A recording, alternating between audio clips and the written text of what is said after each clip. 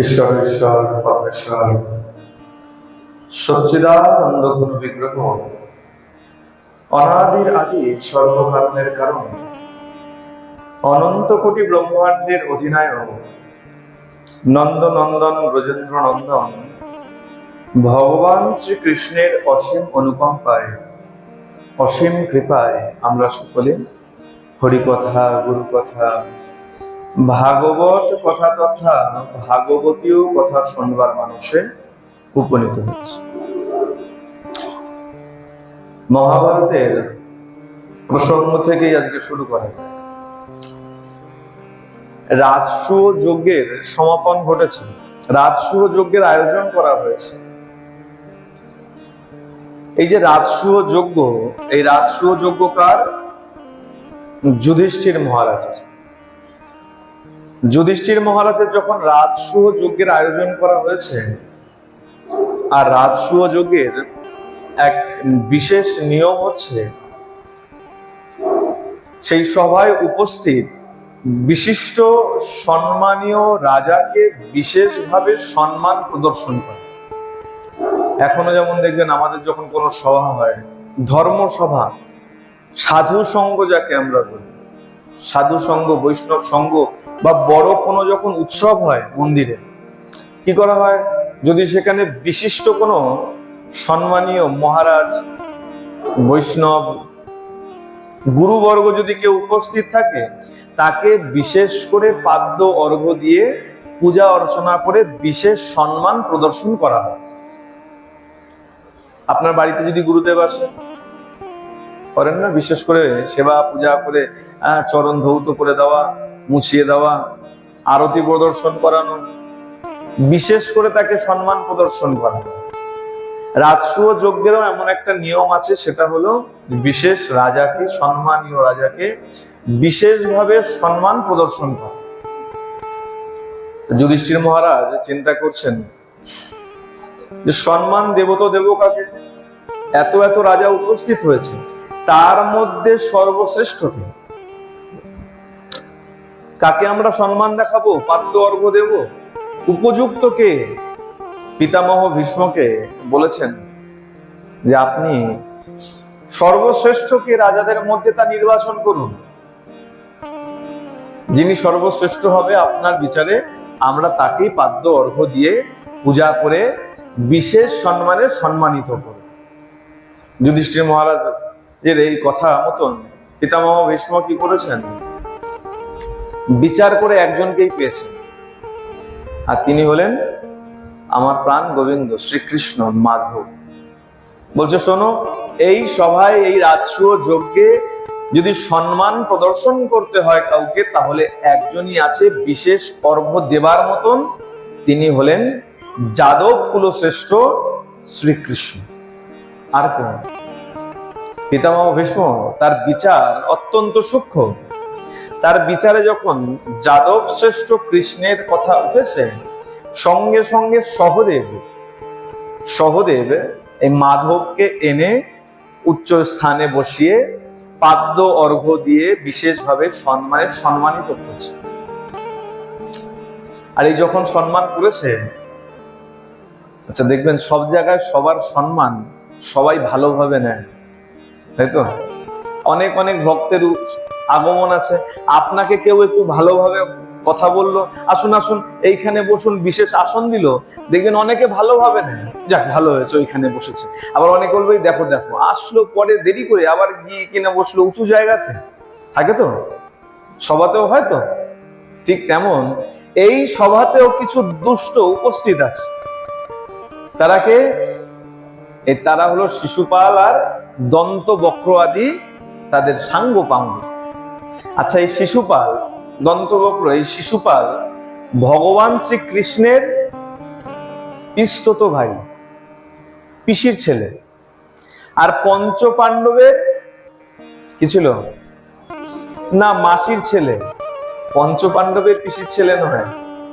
এই যে শিশুপাল, আচ্ছা একটু শিশুপালের কথাও বলে দিই তাহলে ভালো হবে।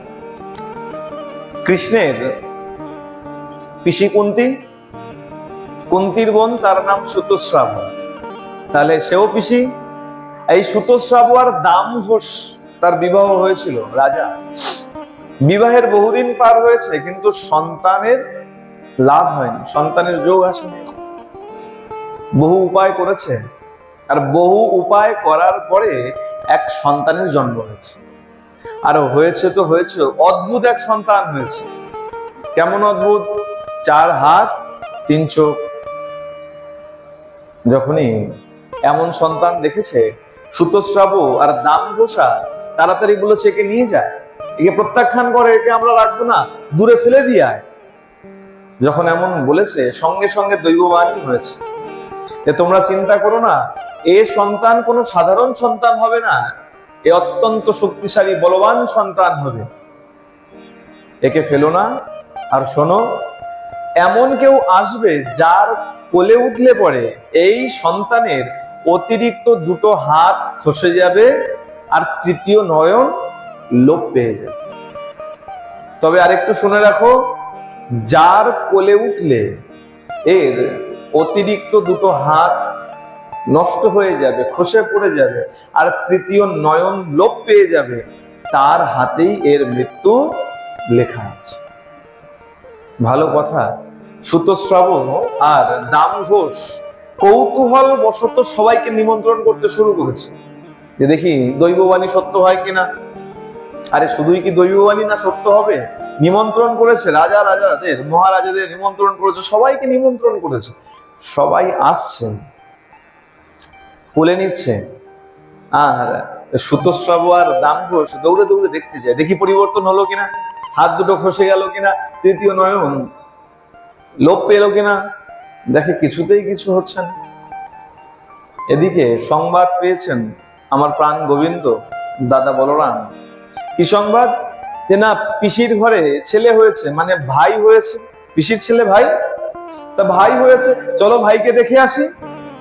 এই গোবিন্দ বলরাম সঙ্গে নিয়ে, বলরাম আর গোবিন্দ দুজনে আজকে এসছেন ভাইকে দেখতে। এসে যখনই বলেছে পিসি ভাই কোথায়, ভাই কোথায়, ভাই কোথায়, আর যেই ভাইকে কোলে তুলেছে আমার গোবিন্দ, কানাই কৃষ্ণ যখন আজকে এই শিশুপালকে কোলে তুলে নিয়েছে, সঙ্গে সঙ্গে 2 হাত খসে পড়েছে, আর দেখতে দেখতে 3য় নয়ন লোপ পেয়ে গেছে। সবাই খুব চমৎকৃত হয়েছে, দৈববাণী সত্য হয়েছে। বলেছিল যে কেউ আসবে যার কোলে উঠলে অতিরিক্ত 2 হাত খসে পড়ে যাবে, 3য় নয়ন লোপ পেয়ে যাবে। সত্য সত্যই তো। কিন্তু পিসির মনে আজকে ভয় হয়ে গেছে। দৈববাণীতে এটাও বলা ছিল, যার কোলে উঠলে এর 2 হাত খসে যাবে আর 3য় নয়ন লোপ পেয়ে যাবে, তার হাতেই এর মৃত্যু আছে। সঙ্গে সঙ্গে সুতস্রাব কানাইকে বলছে, কানাই তুই আমাকে একটা কথা দে, যে তোর থেকে আমার সন্তানের যেন কোনো ভয় না থাকে। গোবিন্দ তো জানেন। গোবিন্দ বলছে, পিসি আমি তোমাকে কথা দিচ্ছি যে আমি শিশুপালের 100টা অপরাধ ক্ষমা করব। ভালো কথা। এই যে 100টা অপরাধ, এখনো 100টা অপরাধ হয় না।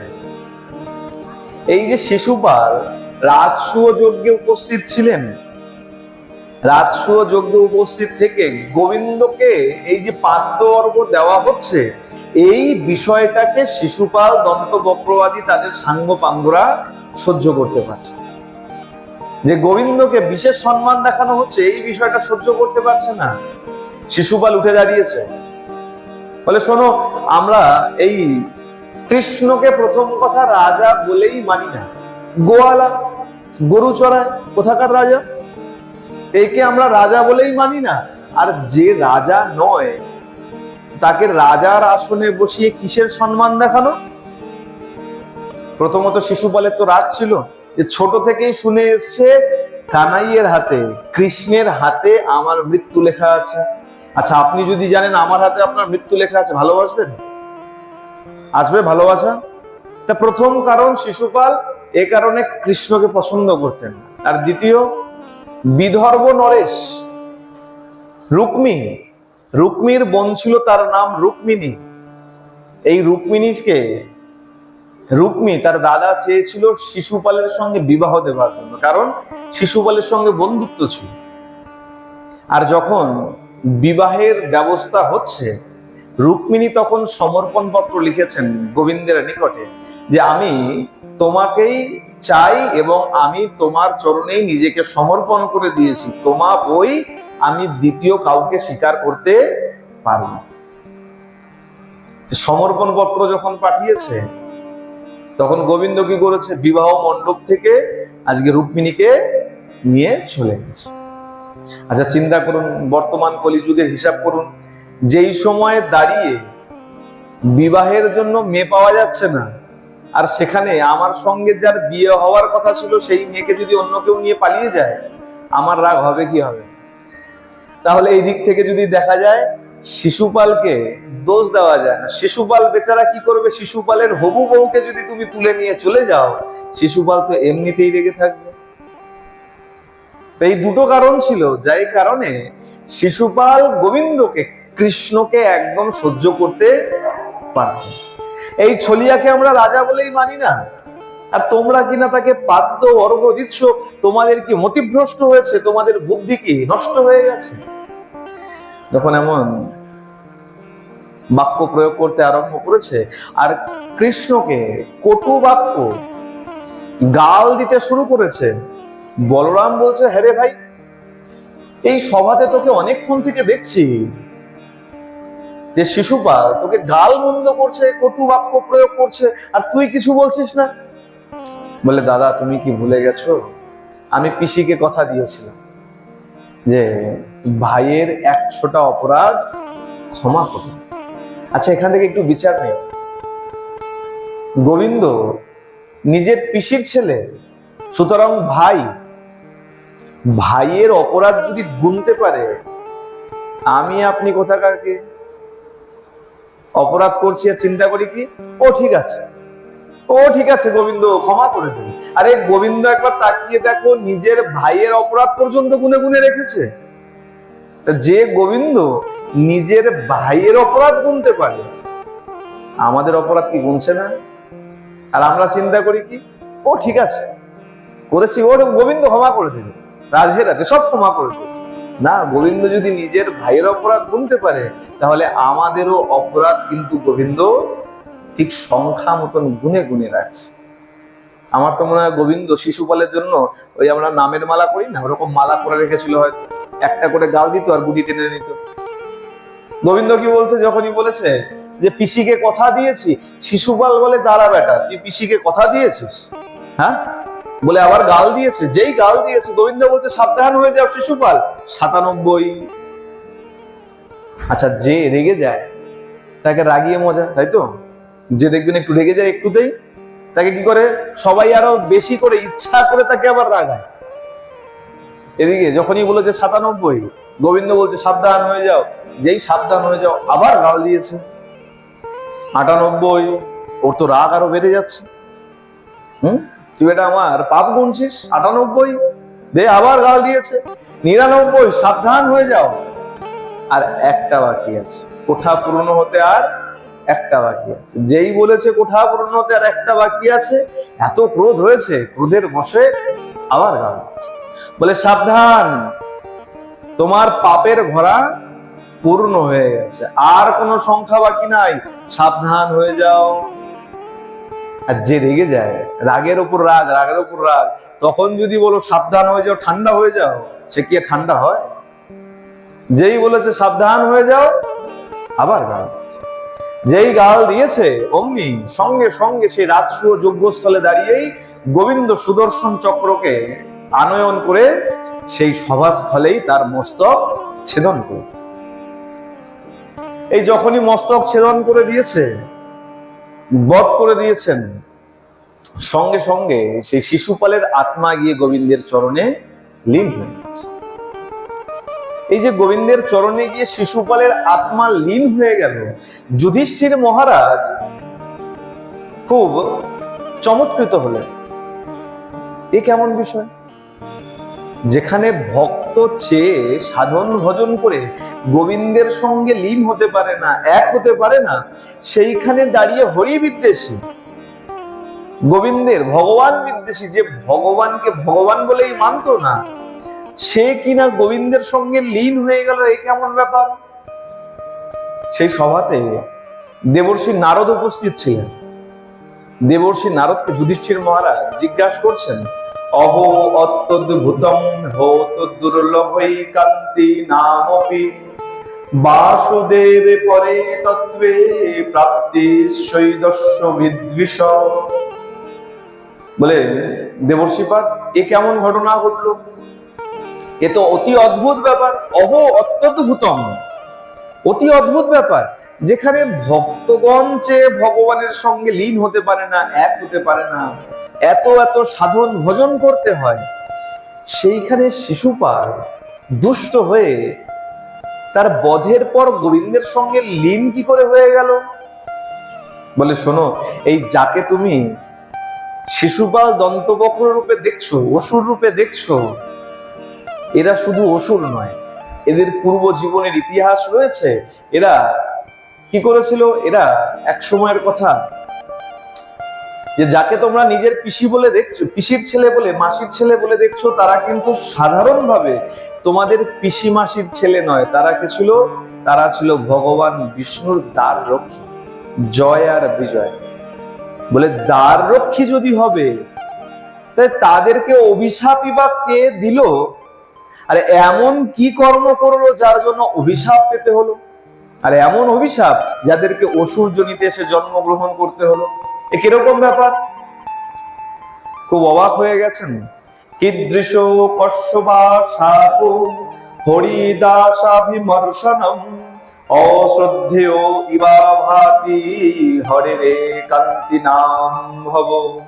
যুধিষ্ঠির মহারাজ প্রশ্ন করলেন, হে দেবর্ষিপাদ, ভগবানের পার্শ্বদের স্পর্শ করতে পারে এমন সাপ কে দিয়েছিলেন? ভগবানের পার্শ্বদ, পার্শ্বদ মানে পরিষ্কার কথায় ঘরের লোক, পার্শ্বদ মানে নিজের জন, তাকে বলা হয় পার্শ্বদ। তো ভগবানের যে পার্শ্বদ, তারা এমন কি অপরাধ করলো আর কেই বা তাদেরকে অভিশাপ দিল? পার্শ্বদকে অভিশাপ দেওয়া এ তো সামান্য ব্যাপার নয়।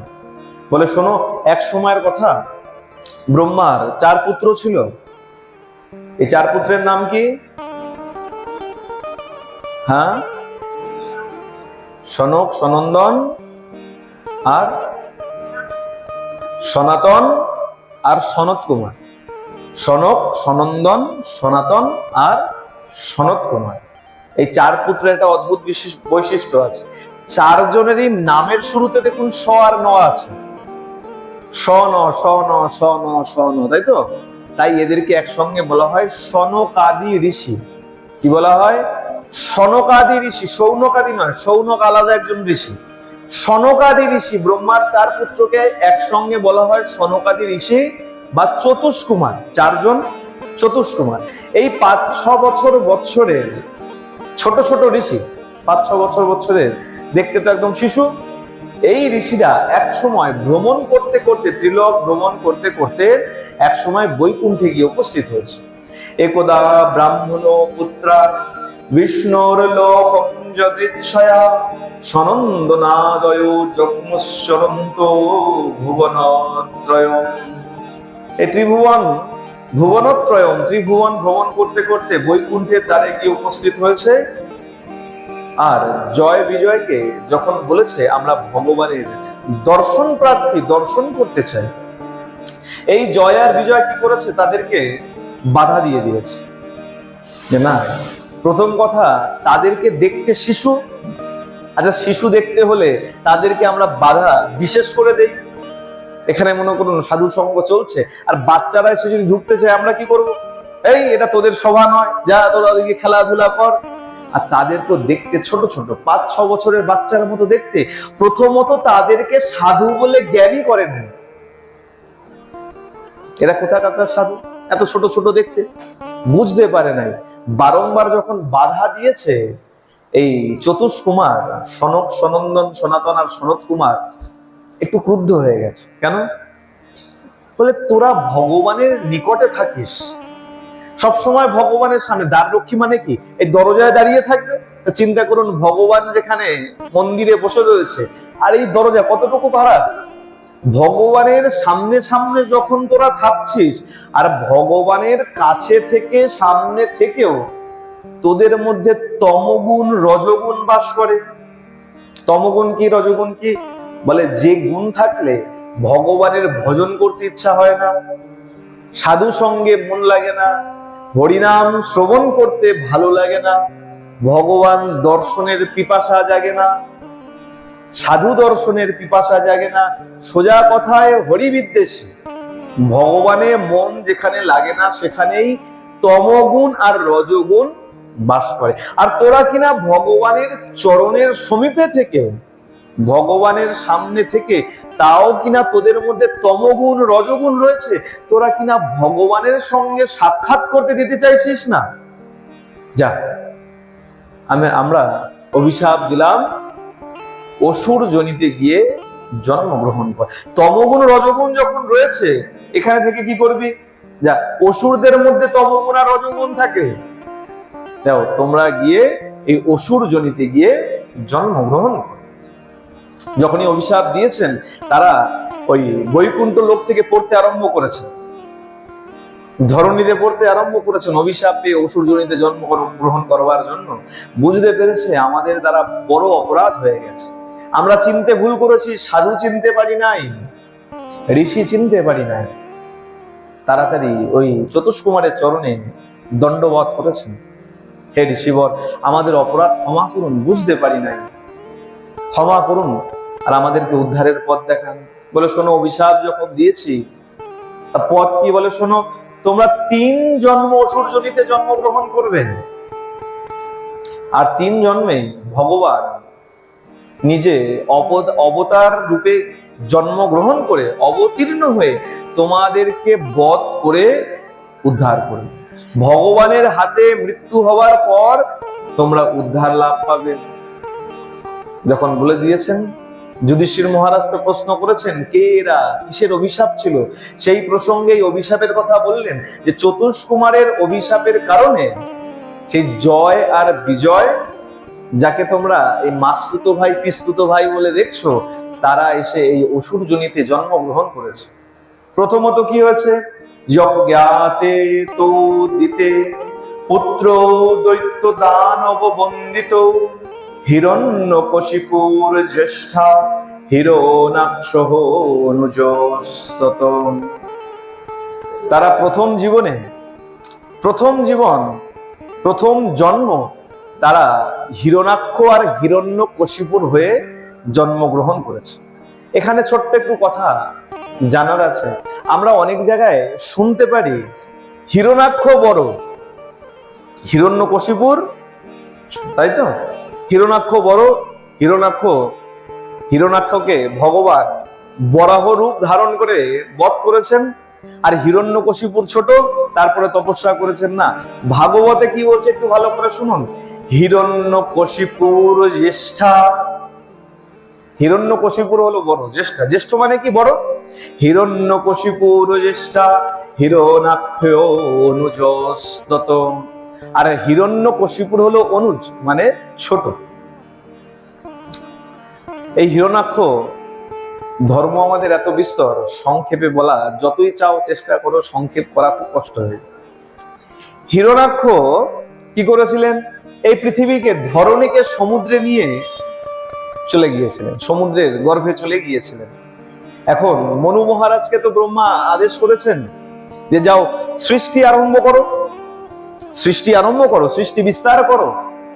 মনু মহারাজ বলছেন, আমি যে সৃষ্টি বিস্তার করবো, আমাকে জায়গা দিন।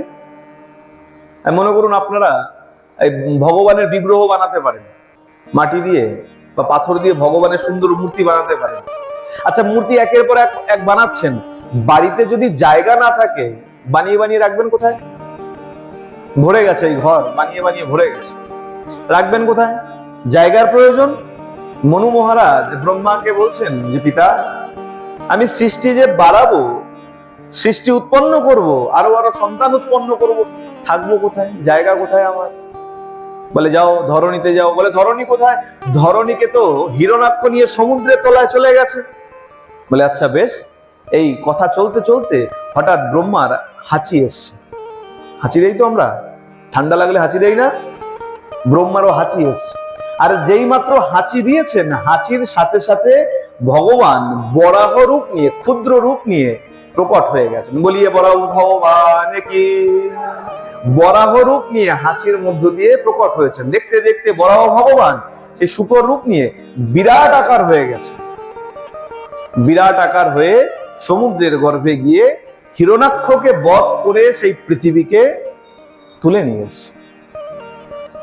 এই যে হিরণ্যাক্ষকে বধ করলেন, সেই সংবাদ যখন হিরণ্যকশিপুরের কানে গেছে, হিরণ্যকশিপুর অত্যন্ত ক্রুদ্ধ হয়ে গেছে। তপস্যা করেছে, হিরণ্যকশিপুরের ঘরে সন্তানের জন্ম হয়েছে, তার নাম প্রহ্লাদ। ভগবান এই প্রহ্লাদকে উদ্ধার করবার জন্য নরসিংহ অবতার নিয়ে হিরণ্যকশিপুকে বধ করেছে। এটা গেল প্রথম জীবন, হিরণ্যাক্ষ আর হিরণ্যকশিপুর হয়ে আসলো। দ্বিতীয় জীবনে এরাই কি হয়েছিল, বিশ্বশ্রবা আর কেশিনীর গর্ভে জন্মগ্রহণ করেছিল।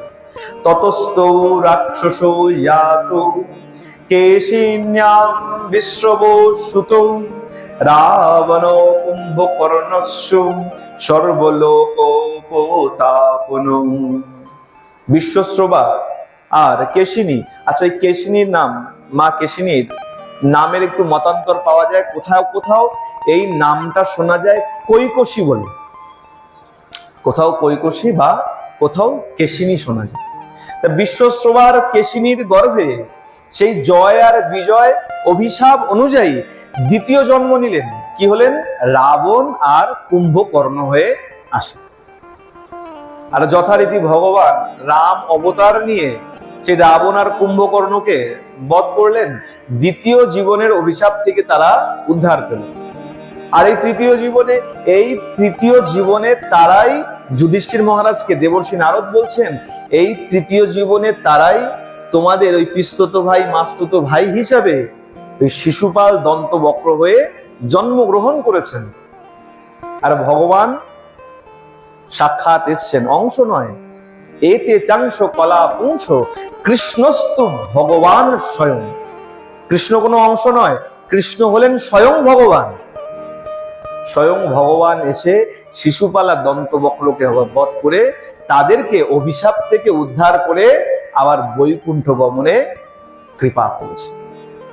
এই 3 জন্মে ভগবানের হাতে মৃত্যুবরণ করে তারা আবার বৈকুণ্ঠে ফিরে গেছে। যুধিষ্ঠির মহারাজ এই সম্পূর্ণ বিষয় শ্রবণ করেছেন। শ্রবণ করে দেবর্ষি নারদকে জিজ্ঞাসা করছেন, আচ্ছা খুব অদ্ভুত বিষয়, 3 জন্মে তারা জন্মগ্রহণ করলেন, খুব ভালো কথা, কিন্তু এই যে আপনি বললেন হিরণ্যকশিপুর পুত্র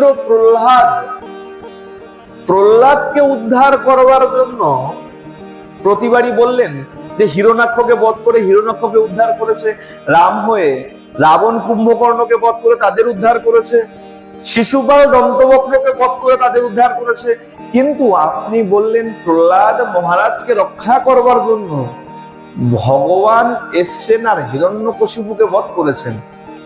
এটা অতি অদ্ভুত ব্যাপার।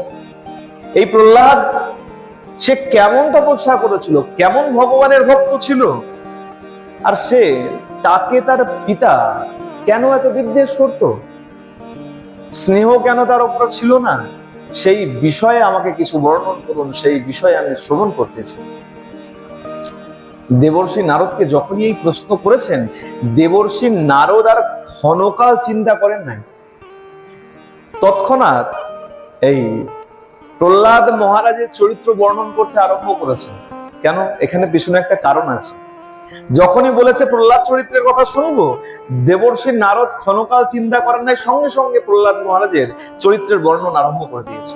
কেন বলে, শোনো, কোনো পিতাকে যদি বলা হয়, এখনকার দিনে যে কোনো পিতাকে বা যে কোনো মাতাকে খালি বলবেন, আরে বাবা এই তোমার ছেলেটা কি ভালো, কত ভালো গুণ আছে, এতটুকু বলে আপনি চুপ করে যান। দেখবেন তার ছেলের যা যা গুণ আছে, বলি না বায়োডাটা, জীবনপঞ্জি, সব বলতে আরম্ভ করে, হ্যাঁ আমার ছেলে এত ভালো, অমুক জায়গা থেকে অমুক ডিগ্রি পাস করেছে, অমুক কলেজে পড়তো, অমুক চাকরি করে, এত টাকা মাইনে পায়। আপনাকে আর কিছু জিজ্ঞাসা করতে হবে না, একের পর এক ছেলের গুণ গাইতে লেগে। ঠিক তেমন গুরুদেব যদি সুযোগ্য শিষ্য পায়, আর যদি সুযোগ পায়, গুরুদেবও নিজের শিষ্যের গুণগান কীর্তন করতে থাকে।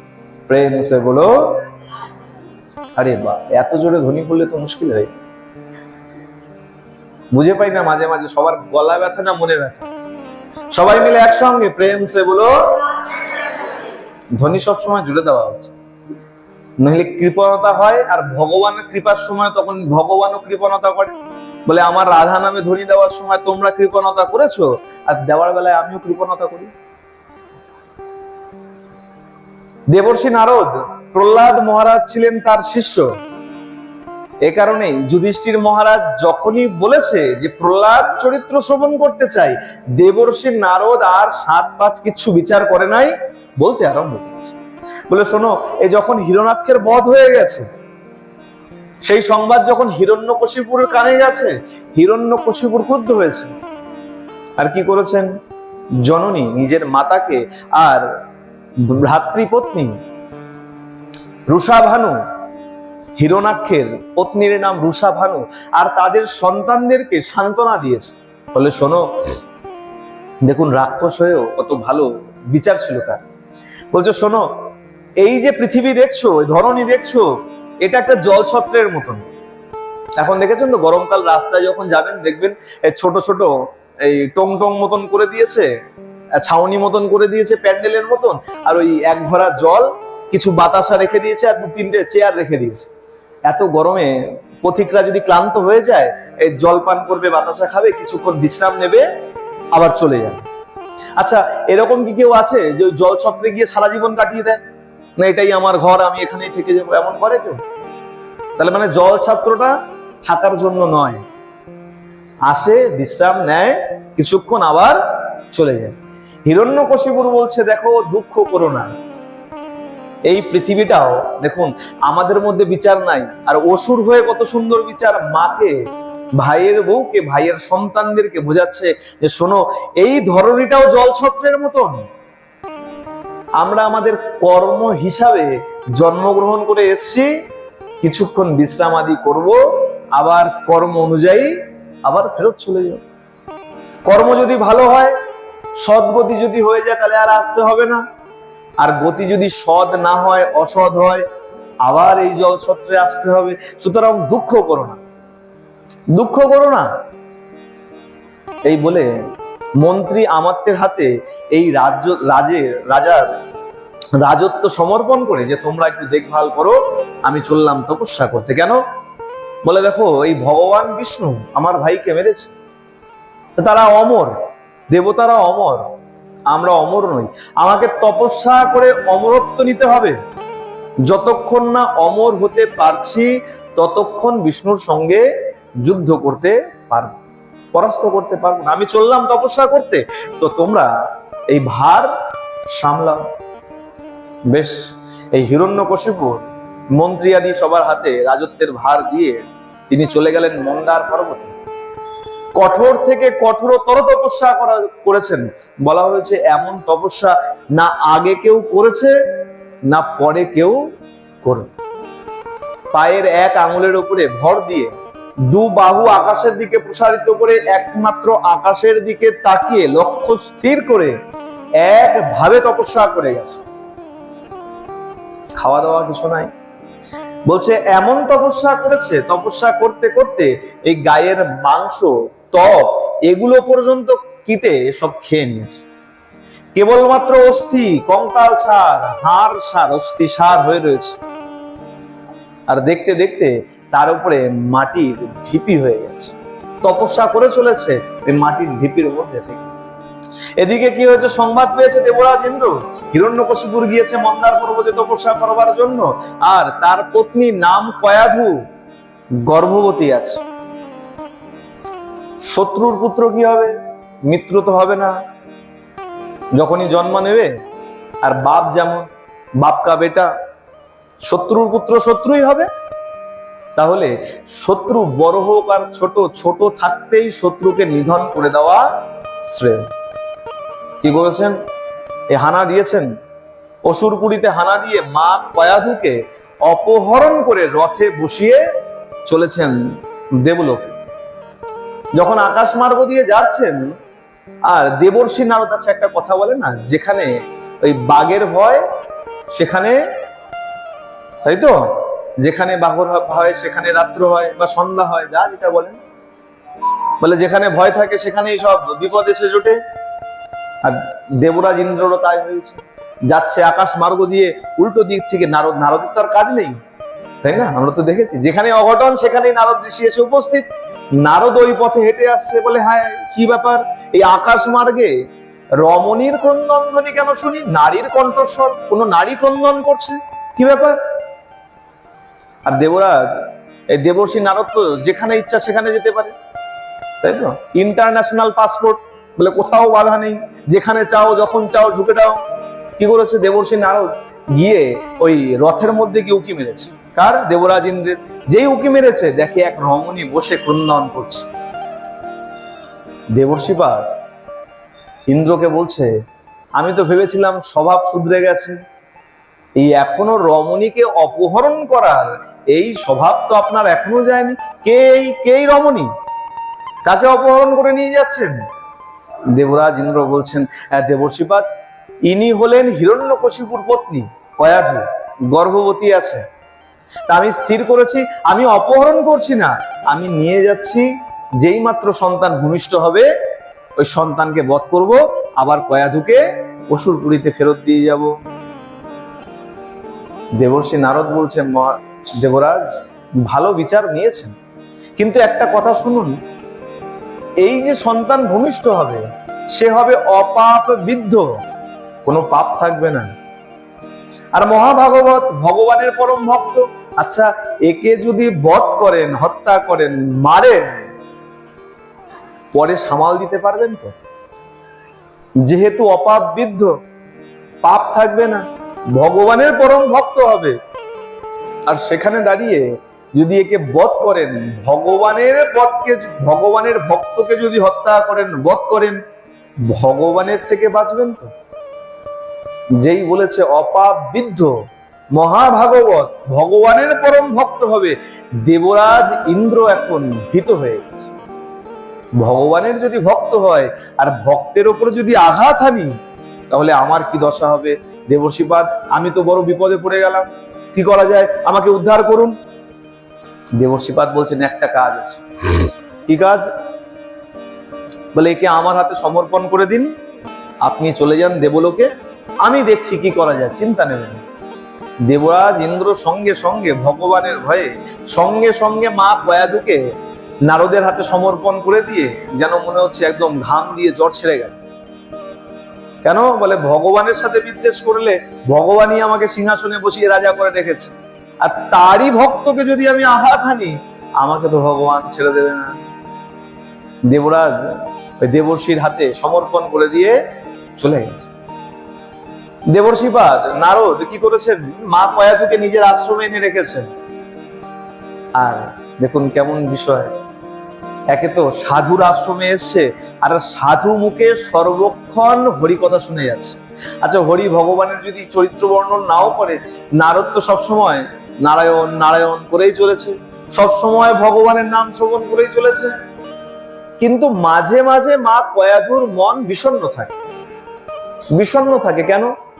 মা চিন্তা করে, এই যে সাধুর আশ্রমে আছি, এইখানে সন্তান প্রসব করব কি করে? এখানে তো প্রসব করবার মতন পরিস্থিতি নাই, সন্তান প্রসব কি করে হবে? দেবর্ষি নারদ তিনি বুঝতে পেরেছেন মায়ের মনের কথা। বলে, শোনো মা, চিন্তা করিস না, তুই চিন্তা করিস না, আমি যথারীতি নির্দিষ্ট সময়ে তোর স্বামীদেব পতিদেব যখন ফিরে আসবে তপস্যা করে, আমি তোকে ওই অসুরপুরীতে ফেরত দিয়ে আসবো, আর সন্তান সেখানেই ভূমিষ্ঠ হবে, এই বিষয় নিয়ে তুই চিন্তা করিস। যখন শুনেছেন, এখন মনে প্রসন্ন চিত্তে এখন ওই সাধুর আশ্রমে সেবা করে। আমরা সুস্থ থেকেও এই মন্দিরে এসে সেবা করতে চাই না। আর মা কয়াধু গর্ভবতী হওয়া সত্ত্বেও ওই সাধুর আশ্রমে ঝাড়পোছ লাগায়, সাধুর সেবা করে, যা যা কর্ম করা যায় পুষ্প চয়ন করে এনে দেয়, আদি সব কর্ম করে। এই সাধু সেবা করতে করতে, সাধুর মুখে হরি কীর্তন শুনতে শুনতে, ওই যে গর্ভে সন্তান আছে সেও মায়ের মাধ্যমে দেবর্ষি নারদের মুখ থেকে সেই ভগবানের গুণাগুণ কীর্তন শ্রবণ করতে গেছে। যথার্থই যখন হিরণ্যকশিপুর তপস্যা করেছেন, কঠোর তপস্যায় চারদিক যখন দোদুল্যমান, দুলতে আরম্ভ করেছে, দেবতারা ছুটে গিয়েছেন ব্রহ্মার কাছে যে তাড়াতাড়ি যান, এত কঠোর তপস্যা করছে, এই সৃষ্টি দুলতে আরম্ভ করেছে, ধ্বংস না হয়ে যায়, তাড়াতাড়ি যান, কি বর চাইছে, বর দিয়ে শান্ত করুন। ব্রহ্মা এসে খুঁজে পাচ্ছে না। কেন? মাটির স্তূপে ঢাকা পড়ে গেছে, তো দেখতে তো পারছে না, সাধন তো করছে, বুঝতে পারছে, তপস্যা করছে। ব্রহ্মা কি করেছেন, কমণ্ডল থেকে জল নিয়ে, মন্ত্রপুত জল যেই সিঞ্চন করেছে, ওই মাটির স্তূপ সরে গেছে, আর কঙ্কাল সার সেই হিরণ্যকশিপুর আজকে একদম শক্তিশালী বলবান চেহারা নিয়ে সেখানে প্রকট হয়েছে। যার অস্থিসার হয়েছিল, গায়ের হাড়গুলো কেবলমাত্র বেঁচে ছিল, ওই জল সিঞ্চন করা মাত্রই আবার সেই বলবান সুঠাম দেহ নিয়ে সেখানে প্রতীত হয়েছে। ব্রহ্মাকে প্রণাম করেছেন যথারীতি, তার পরের বিষয় আমরা সবাই জানি।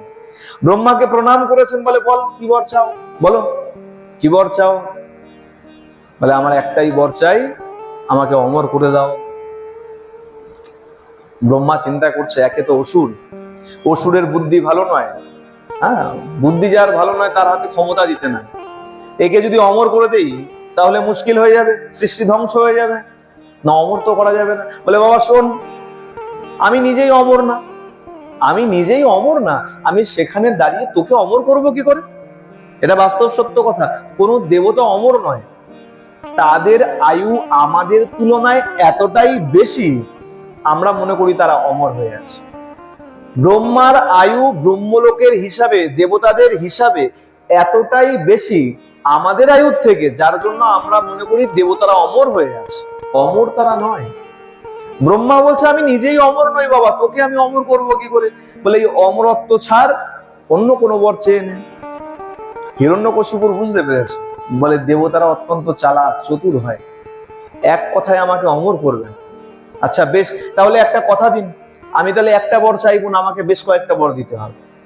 বলে ঠিক আছে বাবা, অমরত্বের পরিবর্তে তোর যে কটা চাই বর চাই। বলে বেশ, তাহলে আমাকে বর দিন, আপনার সৃষ্ট কোন নর নারী পশু পক্ষী আমাকে বধ করতে পারবে না। তথাস্তু, তাই নে, তুই শান্ত থাক। বলে আর কি চাই? বলে কোনো অস্ত্রে কোনো শস্ত্রে আমার মৃত্যু হবে না। বলে তথাস্তু, তুই শান্ত হ। বল আর কি চাই? বলে না আমি আকাশে মরবো, না আমি এই ধরণীতে মরবো। বলে তাও সই, তথাস্তু, তুই শান্ত হয়ে যা, অমরত্ব চাস নে বাবা। বলে আরো একটা বর চাই। কি বর? বলে না ঘরে মরবো না বাইরে মরবো। চিন্তা করছো তো, একে একে আমরা চিন্তা করি না চাওয়ার সময়? গোবিন্দের কাছে গিয়ে দাঁড়িয়ে তো একটা বর চাই না, একটা নিয়ে যাই মনে মনে, ছেলের চাকরি যেন হয়, বলার পরে আবার চিন্তা করি সঙ্গে আর কিছু আছে নাকি, একবারে চেয়ে নেই। চিন্তা করছে না ঘরে না বাইরে। মৃত্যু কোথায় হয়? হয় রাস্তাঘাটে হবে, আর না হলে ঘরের মধ্যে হবে, এই দুটো জায়গায়, তাছাড়া তো কোথাও মৃত্যু হবে না। যেন ঘরেও মৃত্যু না হয়, বাইরেও মৃত্যু না হয়। বলে তথাস্তু। বলে আর কি চাই? বলে শোনো, এই 12 মাসে যেন আমার মৃত্যু না হয়। 12 মাসে যেন আমার মৃত্যু। আপনাকে যদি কেউ বর দিয়ে দেয় 7 দিনে মৃত্যু হবে না, তার মানে কি আপনি অমর হয়ে গেলেন? রবি সোম মঙ্গল বুধ বৃহস্পতি শুক্র শনি তোমার মৃত্যু নাই, তাহলে মরবেন কবে? আর কোনো দিন আছে? তার মানে আপনি অমর হয়ে গেলেন। এরও কেমন বুদ্ধি দেখুন। বলছে 12 মাসে যেন মৃত্যু না হয়। আর ব্রহ্মাও কেমন, যখন কেউ আশীর্বাদ করে না, একটু অহংকার এসে যায় মনের মধ্যে। এ কারণে বলা হয় ঝটপট কাউকে আশীর্বাদ করতে নাই। কি বলবে? গোবিন্দ তোমায় কৃপা করুক, আমার কোনো ক্ষমতা নাই। তাহলে কি হবে? অহংকার আসবে না, গোবিন্দ কৃপা করছে, আমি এর মধ্যে কে? ব্রহ্মা সে আর বিচার করে নাই, বলে তথাস্তু, 12 মাসে তোর মৃত্যু হবে না। এখন চিন্তা করছে অমরই হয়ে গেল। বলে দেবতারা কত বোকা দেখো, একবার অমরত্বের বর দিয়ে তথাস্তু বলে দিলে কাজ মিটে যেত, তা করলো না, কিন্তু ঘুরিয়ে ফিরিয়ে কয়েকবার তথাস্তু বলে আমাকে অমরই করে দিল। যদি মানুষ না মারতে পারে, পশু পক্ষী না মারতে পারে, অস্ত্র শস্ত্রে মৃত্যু না হয়, আকাশে মাটিতে মৃত্যু না হয়, ঘরে বাইরে মৃত্যু না হয়, 12 মাসে যদি মৃত্যু না হয়, অমর হয়ে গেলাম। দেবতারা কত বোকা, সোজাসুজি অমরত্বের বর না দিয়ে ঘুরিয়ে পেঁচিয়ে কতগুলো অমরত্বের বরই তো দিল আমাকে। প্রণাম করেছেন, ব্রহ্মা আশীর্বাদ করে ব্রহ্মলোকে ফিরে গেছেন। হিরণ্যকশিপুর ঘরে যাচ্ছে আর চিন্তা করছে, হায় রে, একটা ভুল করেছি। কি ভুল? যদি কোনো ফাঁক ফোক বেরিয়ে যায় পরে, যে না এটা চাইতে ভুলে গেছে, এইভাবে মৃত্যু হতে পারে, একটা কাজ করলে ভালো হতো। আগাম যদি কতগুলো তথাস্তু চেয়ে নিতাম, বাড়িতে গিয়ে মনে পড়লো যে এই বরটা চাইতে ভুলে গেছি, তা বরটা চেয়ে পেছনে তথাস্তু লাগিয়ে দিতাম, কাজ হয়ে যেত। দেখুন, অসুর হলে কি হবে, বুদ্ধি তো কম নয়। বলে যাক, চাওয়া যখন হয়নি আর চিন্তা করে লাভ নাই। বাড়ি ফিরে গেছে আর এমন অত্যাচার শুরু করেছে, দেবতাদেরকে নিজের দাস বানিয়ে নিয়েছেন। 10 দিকপাল সমস্ত দেব দেবতাকে সোজা কথায় নিজের চাকর বানিয়ে নিয়েছে। 3 জন বাদ, ব্রহ্মা বিষ্ণু মহেশ্বর, এই 3 জনকে কোনো আদেশ করে না, বাকি সবাইকে দিয়ে সব রকম কাজ করায়। মনে করুন, ঘর পোছা লাগানো, ঝুল ঝাড়ানো, কাপড় জামা ধোয়ানো, যা যা কাজ আছে সব দেবতাদেরকে দিয়ে করিয়ে। এত অত্যাচার শুরু হয়েছে, তার মধ্যে ওই মা কয়াধু ফিরে এসছেন। আর মা কয়াধু গর্ভবতী ছিলেন, দেখতে দেখতে এক সুন্দর পুত্রের জন্ম দিয়েছে। তার নাম হলো প্রহ্লাদ। বলিয়ে প্রহ্লাদ মহারাজ কি। প্রহ্লাদ মহারাজের জন্ম হয়েছে। পিতা চিন্তা করছে কি উপযুক্ত শিক্ষা দেওয়া উচিত, দণ্ড ভেদ নীতি শিক্ষা দেওয়া উচিত, কে আপন কে পর, দণ্ড নীতি শেখানো উচিত। গুরু গৃহে পাঠিয়েছেন, কিন্তু কোনো কারণবশত গুরুদেব শুক্রাচার্য দৈত্য গুরু, তিনি আশ্রমে ছিলেন না, ছিলেন ষণ্ড আর অমর্ক, তার 2 পুত্র। তাদেরকে বলা হয়েছে এই সন্তানকে উপযুক্ত শিক্ষায় শিক্ষিত করো। শিক্ষা দিতে লেগেছে। এখন যতই শিক্ষা দেয়, কিন্তু প্রহ্লাদ মহারাজ কিন্তু কোনো শিক্ষাই ঠিক মতো নেয় না। তার কাছে কি বলে, যাই শেখাও না কেন, তার ভেতরে তো ভক্তির বীজ আগে থেকেই বপন করা আছে। যা শেখায় বসে থাকে, মৌনভাবে বসে থাকে, দেখলে মনে হচ্ছে সব শুনছে, সব করছে, কিন্তু কিছুই শেখে না। এখন ষণ্ড আর অমর্ক চিন্তা করেছে, হতে পারে শিক্ষা পূর্ণ হয়ে গেছে, যাক মহারাজের কাছে নিয়ে যাই। মহারাজের কাছে নিয়ে গিয়েছেন। হিরণ্যকশিপুর সন্তানকে কোলে বসিয়ে জিজ্ঞাসা করেছে, বলে বাবা বল, তুই এতদিন যা শিখেছিস তার মধ্যে সব থেকে উত্তম কি শিখেছিস? বলে বাবা, উত্তম তো একটাই বিষয়, হরির শরণ নাও, হরির গুণগান কীর্তন করো, হরি ব্যতীত আমাদের আর কেউ নাই। ষণ্ড আর অমর্ককে বলছে, তোমরা এই শিখিয়েছো? যে আমার শত্রু আর তার নামে এইসব ভালো ভালো পাঠ করিয়েছো, এই তোমরা শিখিয়েছো? তারা তো করজোড়ে দাঁড়িয়ে গেছে। মহারাজ বিশ্বাস করুন, এ পাঠ আমরা দেই নাই, সহজাত ভাবে বা অন্য কারো কাছ থেকে এই শিক্ষা নিয়ে নিয়েছি। যাও, আবার নিয়ে যাও, ভালো করে দণ্ড ভেদ নীতি শেখাও, তারপরে আমার কাছে নিয়ে আসবে। আবার নিয়ে গিয়েছেন, আবার শিক্ষা দিয়েছেন। কিন্তু দেখুন, কলসি যদি জলে পূর্ণ থাকে, তার উপরে যতই জল ঢালুন আর কি ভরা যায়? কলসি জলে পূর্ণ, আপনি যত জল ঢালবেন বাইরে বেরিয়ে যাবে, ভরবে তো আর না, ভরা তো রয়েছে। ঠিক তেমন প্রহ্লাদ মহারাজের যেখানে শিক্ষা দেওয়ার কথা মন, সেই মন তো আগে থেকেই দেবর্ষি নারদের মুখ থেকে গোবিন্দের গুণগান কীর্তন শুনতে শুনতে সেই মন রূপ কলসি পরিপূর্ণ হয়ে আছে।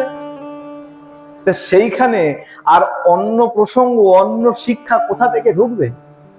নববিধা ভক্তির বীজ যার মধ্যে বপিত আছে, তার ভেতরে অন্য শিক্ষা আর শেখানো যায়। শিখিয়েছে, আবার পড়িয়েছে, ভেবেছে শেখানো হয়ে গেছে, আবার মহারাজের কাছে এনে দাঁড় করিয়েছে। পিতা জিজ্ঞাসা করেছেন, বলো উত্তম কি শিখেছো? যখনই বলেছে উত্তম কি শিখেছো, প্রহ্লাদ মহারাজ গলগল করে বলতে আরম্ভ করেছেন, শ্রবণম কীর্তনম বিষ্ণু স্মরণম পাদ সেবনম অর্চনম বন্দনম দাস্য সখ্যমাত্মনিবেদনম ইতি পুংসার পিতা বিষ্ণু ভক্তিশ্চেনবলক্ষণা ক্রিয়েত ভগবত্তদ্ভাত তন্মন্যে অধিয়ত্তমম। বলছে, পিতা, নববিধা ভক্তির যে কোনো একটা ভক্তিকে আশ্রয় করে যদি আপনি ভক্তির যজন যাজন আরম্ভ করেন, তাহলেই আপনার জীবন সার্থক। আর ভগবান হরি ব্যতীত আমাদের রক্ষা করবার আর কেউ নাই। ক্রুদ্ধ হয়ে গেছেন ষণ্ড অমর্ক বলছেন, বিশ্বাস করুন মহারাজ, এই পাঠ আমরা কদাপি কখনো দেই নাই। সহজাত ভাবে বা অন্য কোথাও থেকে এই সন্তান এই পাঠ শিখেছে। হিরণ্যকশিপুর এত ক্রুদ্ধ হয়ে গেছে, বলে শোনো, চিকিৎসক দেহে কোনো যদি রোগ হয়, কোনো অঙ্গে যদি বিশেষ কোনো রোগ হয়, চিকিৎসক কি করে? বলে ওই অঙ্গকে কেটে বাদ দিয়ে দেয়। শোনো, আমার মনে হয় আমারও দেহের অঙ্গরূপ এই সন্তানের মধ্যে এই বিষ বপিত হয়ে গেছে। হরিকে ভগবান মনে করে, যেখানে আমার ভয়ে ত্রিলোক ভগবান হরির নাম নেয় না, আর সেখানে ও কিনা তাকে ভগবান মনে করে। এক কাজ করো, একে ওই দেহের অঙ্গ কর্তন করার মতন একেও হত্যা করে ফেলো, বধ করে ফেলো। একবার নয়, বহুবার চেষ্টা করেছে। হাত পা বেঁধে ভারী পাথরের সঙ্গে বেঁধে সমুদ্রে নিক্ষেপ করে দিয়েছে, মারতে পারে নাই। হাত পা বেঁধে সর্প ভর্তি ঘরের মধ্যে ছেড়ে দিয়েছে, সর্প তাকে ছোবল দেবে কি, তাকে রক্ষা করেছে। পাগলা হাতির পায়ের নিচে ফেলে দিয়েছে, পাগলা হাতি তাকে পদপিষ্ট করবে কি, উল্টো সুর দিয়ে নিজের ঘাড়ে বসিয়ে নিয়েছে। এর থেকে বড় কথা, নিজের পিসির কোলে বসিয়ে দিয়েছে, চারদিকে আগুন লাগিয়ে। পিসিকে হোলিকা দহন করি, তো আমরা দোল উৎসব করি, হোলিকা দহন করি, পিসির কোলে বসিয়ে দিয়েছে। পিসির আশীর্বাদ ছিল, ব্রহ্মার আশীর্বাদ, কিন্তু সেই বস্ত্র সমেত পিসি পুড়ে ছাই হয়ে গেছে। প্রহ্লাদ যেমন তেমন বসে আছে। প্রহ্লাদ বলছে, পিতা এত এত চেষ্টা তো করলেন, আমাকে বধ তো করতে পারলেন। ষণ্ড অমর্ক বলছে, এক কাজ করুন, ছেড়ে দিন, আমরা আবার নিয়ে যাই, রাজনীতির শিক্ষা শেখাই, পিতা ফিরে আসলে, শুক্রাচার্য পিতা ফিরে আসলে তারপরে ব্যবস্থা নেবেন। দেখতে দেখতে আবার নিয়ে গিয়েছে, শিক্ষা দিয়েছে, কিন্তু সেখানে গিয়ে ছোট ছোট বাচ্চাদেরকে সব হরিমুখী করে দিয়েছে।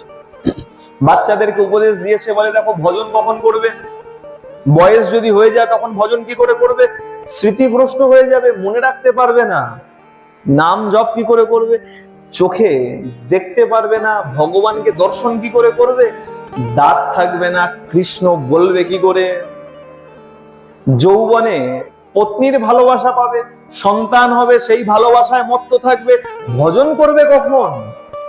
ভজনের সব থেকে শ্রেষ্ঠ সময় হলো কুমার বয়স।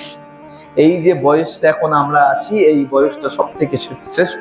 ছোট ছোট বাচ্চা, তাদেরকে এমন উপদেশ দিয়েছে, তারা এখন হরিমুখী হয়ে গেছে। অসুর পুত্র হরিমুখী হয়ে গেছে। ষণ্ড অমর্ক যখন ফিরে এসছে, এসে যখন অধ্যয়ন দিতে লেগেছে, দেখে কেউ আর সেই অধ্যয়ন নেয় না। মহারাজকে সংবাদ পাঠিয়েছে, মহারাজ শীঘ্রই আসুন, আপনার পুত্র এই সব সন্তানদেরকে হরিমুখে করে দিয়েছে। হিরণ্যকশিপুর এসছে, ক্রুদ্ধ হয়ে এসে বলছেন, হ্যাঁ, তোর ভিতরে এত সাহস আছে কোথা থেকে, যেখানে আমার ভয়ে বিষ্ণুর নাম কেউ উচ্চারণ করতে চায় না, ত্রিলোকে কেউ বিষ্ণুর নাম স্মরণ করতে চায় না। আমি যেখানে দেবতাদেরকে আমার দাস করে রেখেছি, সেখানে দাঁড়িয়ে তুই এত ছোট শিশু হয়ে তোর ভেতরে এত বল আসে কোথা থেকে, এত সাহস আসে কোথা থেকে? বলে, পিতা আমাকে তো অনেক চেষ্টা করলেন, বধ করতে পারেননি। এই আমার শক্তির পেছনে একজনই আছেন, তিনি হলেন শ্রীহরি। আচ্ছা, এই শ্রীহরিও কিন্তু আপনারও শক্তির পেছনে দাঁড়িয়ে আছে। আপনার ভেতরে এই যে অহংকার, আপনার এত ক্ষমতা, শ্রীহরি না চাইলে আপনার ভেতর এই শক্তি আসত। শ্রীহরি হলেন সব শক্তির আধার। আচ্ছা, এত বড় কথা, কোথায় থাকে তো শ্রীহরি? একবার দেখি, তাহলে দেখা, একবার ঠিকানা দে, একবার দেখি তার সঙ্গে তার কত ক্ষমতা আছে। বলে, পিতা একটা কথা আপনি বলুন, আপনি আমাকে জিজ্ঞাসা করতে পারতেন হরি কোথায় নাই, আপনি জিজ্ঞাসা করছেন হরির ঠিকানা দে। হরির ঠিকানা কি করে দেব? আপনি বলুন, আমাকে জিজ্ঞাসা করুন হরি কোথায় নাই। হরি তো সর্বত্র বিদ্যমান, ছোট বালির কণিকা থেকে শুরু করে বড় প্রস্তর পর্যন্ত, তার মধ্যেও আমার ভগবানই বিদ্যমান আছে, হরি বিদ্যমান আছে।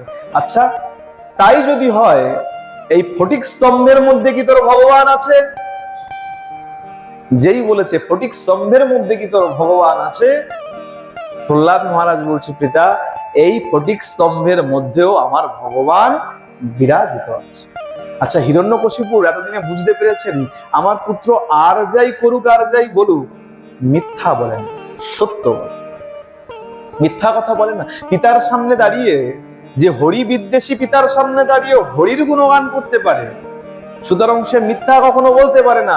যেই বলেছে ফটিক স্তম্ভের মধ্যেও আমার ভগবান আছে, তৎক্ষণাৎ সিংহাসন থেকে নেমে গিয়ে মুষ্টাঘাত করে সেই ফটিক স্তম্ভকে চূর্ণ বিচূর্ণ করে দিয়েছে। মুষ্টাঘাত করে, এত ক্ষমতা ছিল, হাত দিয়ে মুষ্টাঘাত করে সেই ফটিক স্তম্ভকে চূর্ণ বিচূর্ণ করে দিয়েছেন। আর যখনই ফটিক স্তম্ভে মুষ্টাঘাত করেছে, চূর্ণ বিচূর্ণ সেই ফটিক স্তম্ভ থেকে ভগবান নরসিংহ রূপ নিয়ে সেই ফটিক স্তম্ভ থেকে বেরিয়ে এসেছেন। বলিয়ে নৃসিংহদেব ভগবান কি জয়, নৃসিংহ শ্রী নৃসিংহ জয়, জয় জয় শ্রী নৃসিংহ। উগ্রং বীরং মহাবিষ্ণু জ্বলন্তং সর্বতোমুখং নৃসিংহং ভীষণং ভদ্রং মৃত্যুর নমাম্যহং প্রহ্লাদেশ জয় পদ্ম মুখ পদ্ম ভৃঙ্গ। বলিয়ে নৃসিংহ ভগবান কি, প্রহ্লাদ মহারাজ কি। দেখতে দেখতে সেই ফটিক স্তম্ভ ভেদ করে ভগবান নৃসিংহ রূপ নিয়ে প্রকট হয়েছে। হিরণ্যকশিপুর গদা নিয়ে উদ্ধত হয়েছেন, বধ করবেন বলেন, হত্যা করবেন বলে ভগবান বিষ্ণুকে যুদ্ধ করতে যাবেন। ভগবান যুদ্ধ কি করবে? সিংহ যেমন তার শিকার ধরে, ভগবান ওই হিরণ্যকশিপুরকে নিজের দুই হাতে লুপতে আরম্ভ করেছে। দুই হাতে লুপতে লুপতে একদম সভাঘরের দরজার সেই চৌকাটের উপরে গিয়ে উপস্থিত হয়েছেন। চৌকাটের উপরে গিয়ে দণ্ডায়মান হয়ে নিজের কোলের উপরে হিরণ্যকশিপুকে শায়িত করে নখ দিয়ে তার হৃদয় বিদীর্ণ করেছে। প্রশ্ন আসে, ভগবান হিরণ্যকশিপুর এত দেহ থাকতে হৃদয় বিদীর্ণ কেন করলেন? হাত টেনে ছিঁড়ে দিতে পারতেন, মুন্ডু টেনে ছিঁড়ে দিতে পারতেন, পা ধরে ছিঁড়ে দিতে পারতেন, হৃদয় কেন বিদীর্ণ করলেন? বৈষ্ণবগণ উত্তর দিচ্ছে, বলে শোনো, যে হৃদয়ের মধ্যে হরি ভক্তের বিদ্বেষ থাকে, হরি বিদ্বেষ থাকলে তাও ক্ষমা করা যায়। ভগবান বলছে আমাকে যদি কেউ বাজে কথা বলে আমি সহ্য করতে পারি, কিন্তু আমার ভক্তকে যদি কেউ বাজে কথা, কটু কথা প্রয়োগ করে, আমি তাকে কখনো ছেড়ে কথা বলি। ভগবান তাই হিরণ্যকশিপুর হৃদয় যেহেতু প্রহ্লাদের প্রতি বিদ্বেষ রয়েছে, তাই কি করলেন? নখ দিয়ে তার হৃদয়কে বিদীর্ণ করে দিলেন। চৌকাঠের উপরে কোলে রেখে তাকে বধ করলেন। বলে কেন? বলে দেখো, মারতে তো এসছি, প্রহ্লাদকে রক্ষা করতে এসছি, ব্রহ্মারও কথা আমাকে খেয়াল রাখতে হবে। ব্রহ্মা তো বর দিয়েছিল, বলে ঘরেও মরবে না, বাইরেও মরবে না। তা ঘরে আর বাইরে যদি না মরে, একটাই জায়গা থাকলো, মাঝের জায়গা চৌকাঠ। চৌকাঠের উপরে ভগবান দাঁড়িয়ে গেলেন। এ কারণে বলা হয় সন্ধ্যা সকাল কখনো চৌকাঠের উপরে দণ্ডায়মান থেকে কোনো কার্য করতে নাই। এ কারণে সন্ধ্যাবেলা আমরা গঙ্গা জল ছিটাই, তো চৌকাঠের উপরে গঙ্গা জল ছিটাই, হাত দিয়ে মুছে দেই। কেন না? ভগবান উপস্থিত হবেন, ভগবান এখানে এসে বিরাজমান হবেন। বলে ঘরেও মরবো না, বাইরেও মরবো না। মর তাহলে তুই চৌকাঠের উপরে মর, আকাশেও মরবো না, মাটিতেও মরবো না। বলে আমার কোল আছে, তো চিন্তা কি? কোলের উপরে শুয়ে নিয়েছে। আচ্ছা চিন্তা করুন একবার তার সৌভাগ্য কতটা। অনেক অনেক ওষুধ হয়েছে, ভগবানের হাতে মারা গেছে, এমন ভাগ্য নিয়ে কেউ আসেনি যে ভগবানের কোলে শুয়ে মৃত্যুবরণ করেছে। ভগবানের কোলে শুয়ে, ভগবানের হাতে তো মৃত্যু, তাতে আবার ভগবানের কোলে শুয়ে কোনো অস্ত্র শস্ত্রে মরবে না। ভগবান বলে আমার নখই তোর জন্য যথেষ্ট। আর বলেছিল নর নারী কেউ মারতে পারবে না, পশু পক্ষী কেউ মারতে পারবে না, আপনার সৃষ্ট, ব্রহ্মার সৃষ্ট। বলে দেখ, আমি এমন রূপ নিয়ে এসেছি, ব্রহ্মা আজ পর্যন্ত এমন কোন জীবী সৃষ্টি করে না। তো আমি সিংহ, না তো আমি মানুষ। সিংহের বদন নিয়ে আর মানুষের দেহ নিয়ে এসছে। আচ্ছা, আরেকটা বিশেষ বর চেয়েছিল, 12 মাসে আমি মরবো না, মনে আছে তো? ভগবান বলে বেশ, তুই 12 মাসে মরবি না, তোর জন্য আমি 13 মাস সৃষ্টি করলাম, যাকে আমরা মল মাস বলে থাকি। বলে তুই 12 মাসে মরবি না, মরিস না, তোর জন্য আমি 13 মাস সৃষ্টি করছি। দেখুন আমাদের শাস্ত্রে, ধর্মে কত পুঙ্খানুপুঙ্খ বিচার আছে। আমরা বলি না লিপিয়ার, বলি না অধিক মাস বলি, লিপিয়ার ইংরেজিতে বলা হয়। সেখানে বাংলাতেও আছে, যাকে আমরা মলমাস বলে থাকি, অধিমাস বলে থাকি। এই হিরণ্যকশিপুরকে বধ করবার জন্য ভগবান মলমাস অধিমাসের সৃষ্টি করলেন। সৃষ্টি করে হিরণ্যকশিপুকে বধ করে প্রহ্লাদ মহারাজকে কৃপা করলেন। আসুন আর বিস্তারিত করব না। প্রহ্লাদ সবাই, ভগবান এত ক্রুদ্ধ হয়ে গেছেন, কেউ শান্ত করতে পারছেন না। ব্রহ্মা গিয়ে প্রহ্লাদকে বলছে, মা লক্ষ্মী পর্যন্ত শান্ত করতে পারেন নাই। ব্রহ্মা গিয়ে প্রহ্লাদকে বলছে, বাবা তুই যা, তোর জন্য তো ভগবান এই রূপ নিয়ে এসছেন, তুই যা, তুই গিয়ে প্রভুকে শান্ত কর। প্রহ্লাদ মহারাজ যখনই প্রভুর সামনে গিয়ে উপস্থিত হয়েছেন করজোড়ে, যে সাংঘাতিক উগ্রং বীর, উগ্র উগ্র রূপ ধরে এসছে, জ্বলন্তম, যেন জ্বলছে, সেই ভগবান যেই প্রহ্লাদ সামনে গিয়ে দাঁড়িয়েছে, দেখতে না দেখতে একদম শান্ত, ধীর, স্থির হয়ে গেছে। কোথায় প্রভুর রাগ সব মিলিয়ে গেছে। প্রহ্লাদ মহারাজকে আস্তে করে কোলে তুলে বসিয়েছেন। প্রহ্লাদকে বলছে, বলো তুমি কি বর চাও? ভক্ত ভগবানের কাছে কোনো বর চায় না, কিছু প্রার্থনা করে না, বলে ভগবান এত আমাকে দিয়ে রেখেছে, তারপরে চেয়ে কেন লজ্জা বাড়াই? ভগবান এত কিছু আমাকে দিয়ে রেখেছে। প্রহ্লাদ বলছেন, প্রভু আমার কিছু চাই না, শুধু এতটুকুই কৃপা করুন, আমার পূর্বে যত যত আমার এই রাক্ষস কুল রয়েছে সবাই যেন উদ্ধার পেয়ে যায়। বলে প্রভু বলছে, শোনো, এটা বর চাইতে লাগবে না, যে সময় তুমি ভূমিষ্ঠ হয়েছো, তোমার আগমন হয়েছে, সেই সময়েই তোমার এই রাক্ষস কুল উদ্ধার পেয়ে গেছে, আলাদা করে বরের প্রয়োজন নেই। বলে প্রভু তাহলে আমার আর কিছু চাওয়ার নাই। বলে এরকম বলো না, যার কাছে সারা দুনিয়া চায়, তাকে যদি কেউ বলে আমার কিছু চাওয়ার নাই, ভগবান চিন্তা করছে আমারও তো একটা প্রেস্টিজ আছে, সব দেবতারা দাঁড়িয়ে আছে, আর সেখানে দাঁড়িয়ে প্রহ্লাদ যদি আমাকে বলে কিছু চাই না, বলে বাপ শোন, আমার একটা প্রেস্টিজ আছে, কিছু তো চা, সব দেবতারা দেখছে আমাকে, আর তুই যদি বলিস কিছু চাই না, আমার প্রেস্টিজ কোথায় থাকে? প্রহ্লাদ অনেক করে, ভগবান বলছে, শোন, যদি চাস তাহলে আমি তোকে এই ভব সাগর পার করার জন্য কৃপা করে দিতে। প্রহ্লাদ মহারাজ বলছেন, প্রভু ওই বড় আমার চাই না। দেখুন আমরা কি চাই, হে ভগবান আমাকে ভবতরণী পার করিয়ে দাও, হে ভগবান আমাকে ভবতরণী পার করিয়ে দাও, এই মায়া থেকে আমাকে উদ্ধার করে দাও, বলি তো। প্রহ্লাদ মহারাজ বলছে, ওই বর তোমাকে দিতে হবে না। কেন? বলে যেখানে আমার গুরুদেবের কৃপা রয়েছে, আর এই সাধুজন রয়েছে, সাধু সঙ্গ রয়েছে, সাধু গুরুর কৃপা যেখানে রয়েছে, সেখানে দাঁড়িয়ে ভবসাগর পার করবার জন্য আলাদা করে তোমার বরের প্রয়োজন নাই। চিন্তা করুন, আমরা সবসময় চেয়ে যাচ্ছি, প্রহ্লাদ মহারাজের মতন ভক্ত, সে বলছে যেখানে গুরুদেবের আশীর্বাদ আমার মাথার উপরে আছে, এখান থেকে একটু শিক্ষা নিতে হয়, গুরুর ওপরে অটল আস্থা রাখতে হয়। গুরুদেব যদি কৃপা করে তাহলে তুমি ভগবানের বৈকুণ্ঠ পর্যন্ত পৌঁছে যেতে পারো, ভগবানের কৃপার প্রয়োজন নাই। গুরুদেব যদি কৃপা করে, গুরুদেবের ওপর যদি তোমার আস্থা থাকে, গুরুদেবের কৃপা পেলে পরে তুমি বৈকুণ্ঠ পর্যন্ত পৌঁছে যেতে পারো। আমি বললাম না, প্রহ্লাদ মহারাজ বললেন তোমার বরের প্রয়োজন নাই, এই ভবসাগর পার হওয়ার জন্য আমার গুরুদেবের কৃপা রয়েছে, সাধুগণের কৃপা রয়েছে, সেই কৃপাতে আপনি আমি এই ভবসাগর পার হয়ে যাই।